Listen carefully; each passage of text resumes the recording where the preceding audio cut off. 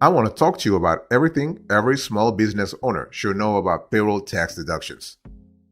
So here's an overview I want you to pay attention to. The thing is that you are required by law to withhold payroll taxes on behalf of your employees, but getting withholdings and all those other payroll calculations can be a little complicated, right? And the last thing you want is to have errors in your payroll system. So in today's conversation, I will explain to you how to get things done properly without using software or a third-party payroll service.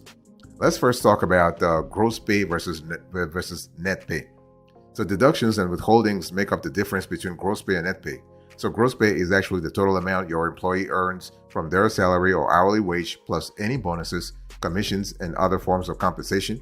So for example, if you pay employees twice a month, a salaried employee who makes $48,000 per year will earn $2,000 in gross wages every pay period. Pretty straightforward, right? So this gross pay is where most calculations start for the IRS's wages subject to withholding for employee paychecks. Some payroll withholdings are mandatory payroll taxes. Other deductions are voluntary, meaning what? Meaning your employee has the option to not pay them. Many voluntary deductions like health insurance or 401k contributions are pre-tax deductions that have the effect of reducing an employee's taxable gross pay. Once withholdings and deductions have been made, the remaining net pay is what you pay to your employees. So let's talk now about withholding versus deductions. Withholdings and deductions are often treated as synonyms on your pay stubs. Technically, though, the term withholding refers specifically to federal or state taxes that you take out of your employees' paychecks and send to the government. All withholdings are mandatory. Deductions are usually voluntary, and they include opt-in retirement savings, health insurance, or donations. So there are also some involuntary deductions, like when wages are garnished to pay back taxes or child support, and some deductions are pre-tax, meaning they reduce gross wages for tax calculations. Others are taken after taxes have been withheld.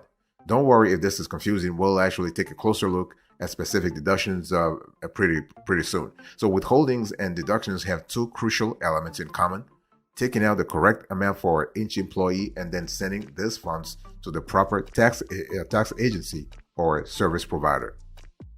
By the way, boss, welcome back to the show. It's really a pleasure to have you here. Make yourself comfortable. You are going to enjoy today's conversation.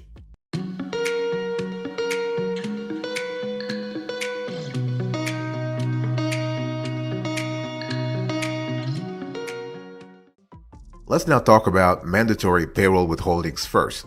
So we have the federal income tax, the state and local income tax, FICA, and state unemployment insurance, so SUI.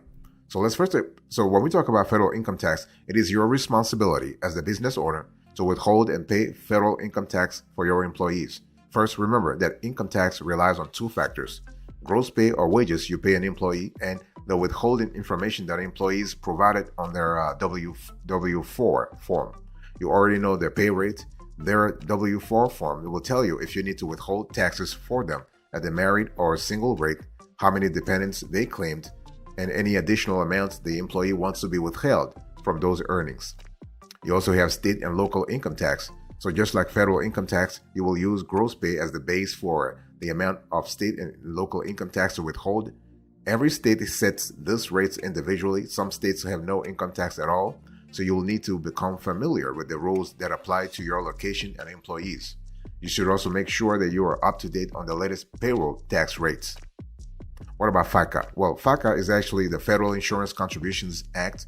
This is a piece of legislation that requires employers to withhold Social Security and Medicare taxes from employees' wages.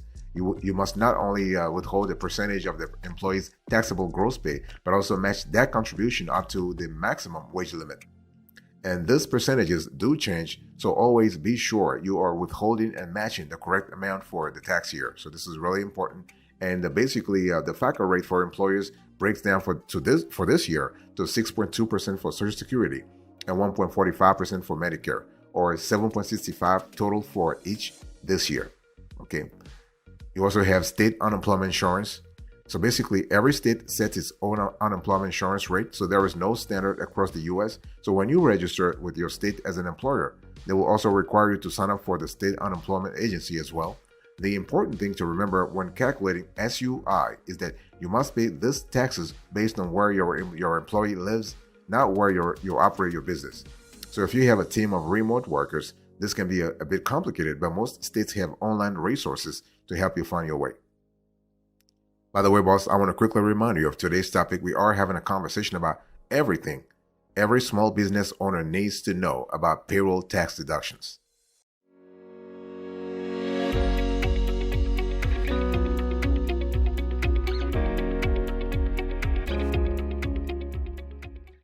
Let's now talk about state disability insurance. So currently, 5 states have some form of state disability insurance that is withheld from employee paychecks. So you have California, Hawaii, New York, New Jersey, and Rhode Island.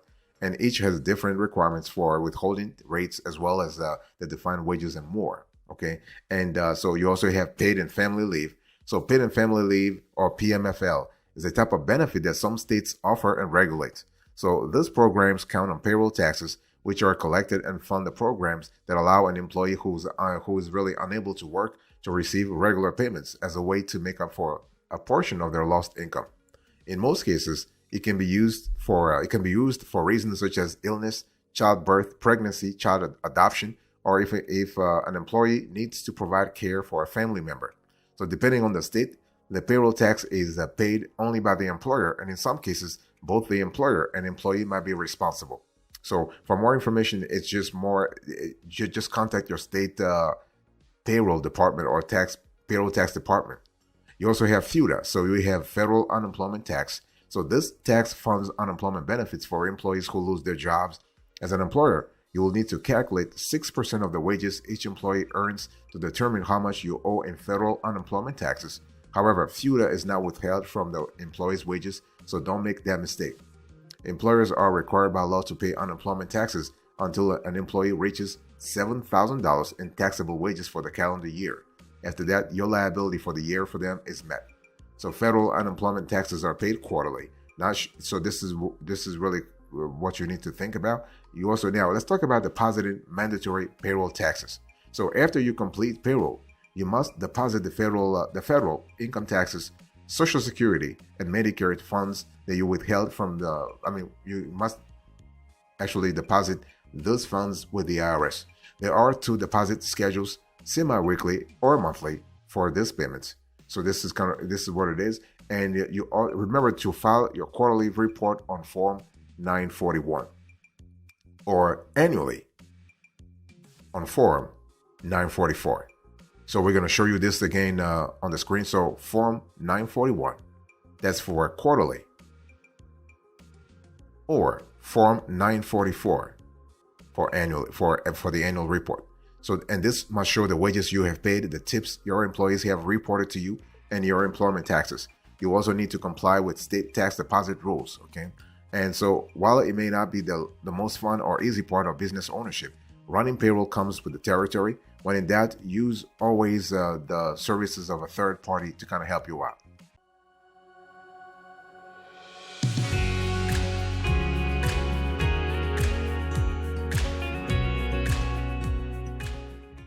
Let's talk about voluntary payroll deductions. Okay, so here we have three or four. So you have retirement plan contributions, health benefits, life insurance, or disability insurance. I want to first talk about those 3. So as an employer, you have a few options for retirement savings plans for small business employees. So you have a SEP IRA, simple IRA, or a traditional 401k. And most retirement contributions are pre-tax and are often matched by the employer up to a specific percentage. So for 2023 and 2024, employees can contribute up to $22,500 to a 401k plan, which is up from it really went up to $1,000 based on the previous year. So workers over age of 50 can add an additional catch-up contribution of $7,500 to get them to $30,000 annually. So what about health benefits? I'm still talking about voluntary payroll deductions though, okay? So small businesses with fewer than 50 full-time equivalent employees are not required to provide health benefits to their employees, but it is the top benefit employees seek out. So most often, collecting healthcare benefits cost is done as a pre-tax payroll deduction. Remember that health plan payroll deductions, including let's say payments for flexible payments, accounts basically for about 25% of expenses. Or if we talk about health savings account, this should be set up as a dollar amount and not as a percentage or the employee's pay. This is really important to remember that, okay? And so what I want to also say here is that you also have to think about life insurance or disability insurance. So many employers offer group life insurance programs as well as short-term and long-term disability coverage to ensure that employees still receive a portion of their salary even if they become disabled. And so like healthcare plans, these programs are often administered by a large insurance company that can handle registrations for you. You'll need to ensure that the proper deductions are made and paid for each employee that opts into the program. Boss, I want to quickly remind you of today's topic. We are having a conversation about everything every small business owner should know about payroll tax deductions.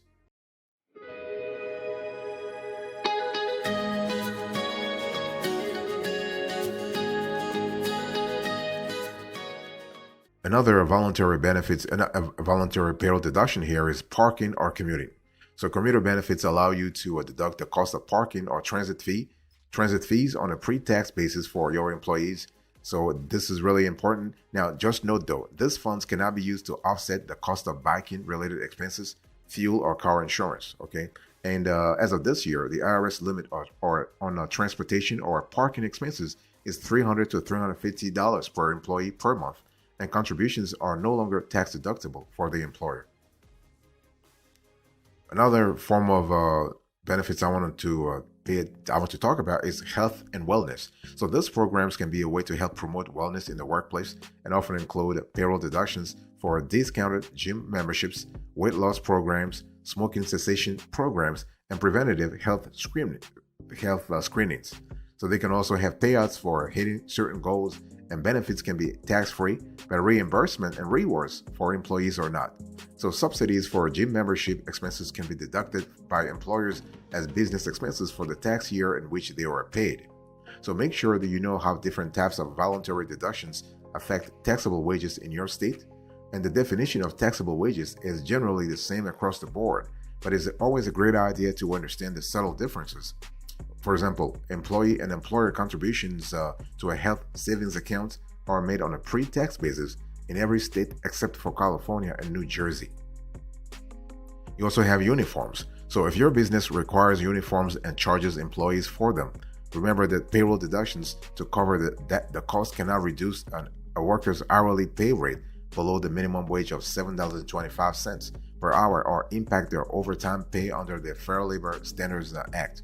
However, you are allowed to prorate the deduction over a period of time so long as their hourly rate is not reduced.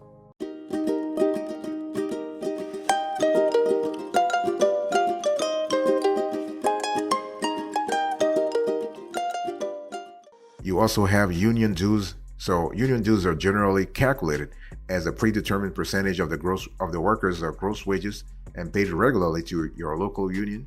So the 2018 Supreme Court ruling Janus versus American Federation of State, County, and Municipal Employees charged one second, please.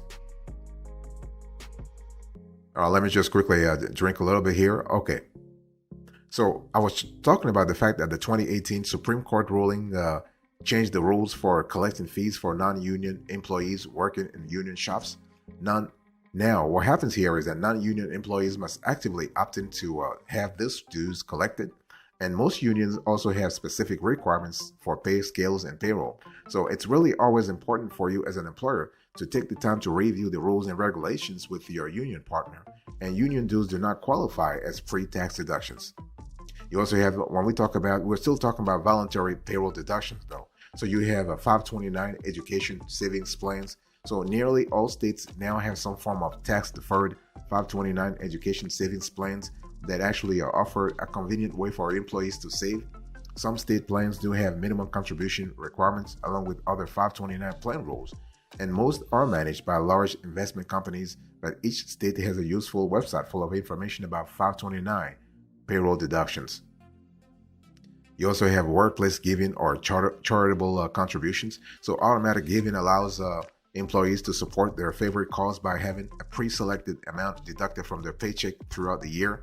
Remember that you need to get a written or electronic opt-in for this type of deductions and work with a reputable partner to actually make sure everything is kind of fine. You also have a wage garnishment.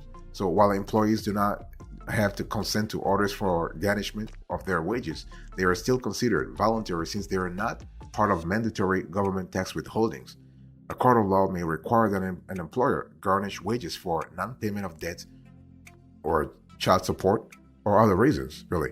And typically, a garnishment order will come in with instructions on how you will need to send those payments. They'll let you know the bank account, the ACH, the routing number, and everything.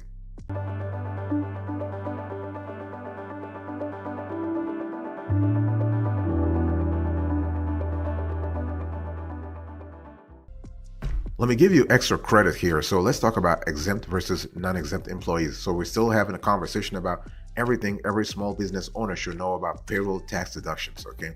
So the Fair Labor Standards Act established the current minimum wage, overtime rules, and other labor standards that you need to be familiar with to get payroll right. It also defined employees categories that primarily relate to overtime protections. So you have non-exempt and then you have exempt.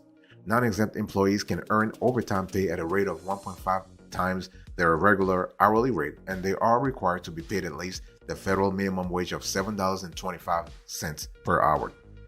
And what about exempt employees? Well, those are exempt from earning overtime. They must be salaried, earn at least $455 per week, and perform job functions such as executive, administrative, or professional duties. So understanding the distinction is this distinction is essential for your payroll and ultimately your deductions, because you must calculate overtime pay as part of gross pay for non-exempt employees. Not to mention that violations can be expensive. Employers who violate the FLSA minimum wage or overtime compensation laws may be legally liable for both the wage shortfall and damages. And so this is kind of important. And it's one of those things where you always have to pay attention to what really applies to your situation. Okay. If you are interested, let us know in the comment section. We'll send you a link that really talks to you, a link that the government has when it comes to everything about FLSA. And the government offers a handy guide to help ensure that you are compliant. And so remember to check your state overtime requirements here as well. And again, if you have any question, let us know in the comment section, and one of our team members will get back to you. We'll answer all questions that you have, and we'll also send you the right links to your state departments and also explain everything that you need to understand about everything every small business owner should know about payroll tax deductions.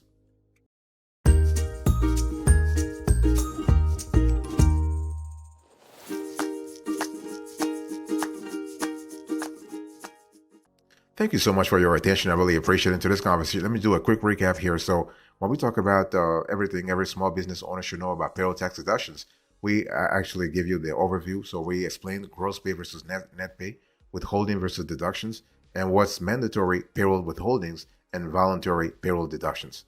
Thank you so much. God bless you. I'll see you next time. Until then, remember, stay marvelous.